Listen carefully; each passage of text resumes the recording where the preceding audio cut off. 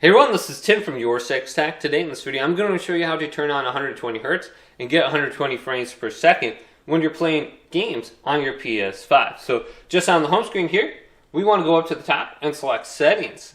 Then scroll on down and we want to go to Screen and Video. Then go to Video Output and go to the right. And then we can change our resolution. Mine set to automatic. But right here we have 120 Hz output. I have mine selected automatic, enable 120 Hz.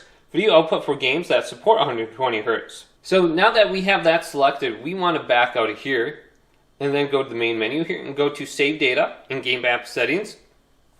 Then scroll on down to Game Presets and then go to Performance Mode or Resolution Mode and then set it to Performance Mode. And you shouldn't have to do this in the game after you go ahead and switch it on here, but there might also be an option in your game like Call of Duty. There is a specific mode for 120 Hz. So look at the game as well as look at these settings and you should be good to go. But hopefully this video did indeed help you out. If it did, leave it a big thumbs up. And subscribe to my channel down below for more tech up videos coming up next on YourSixTech.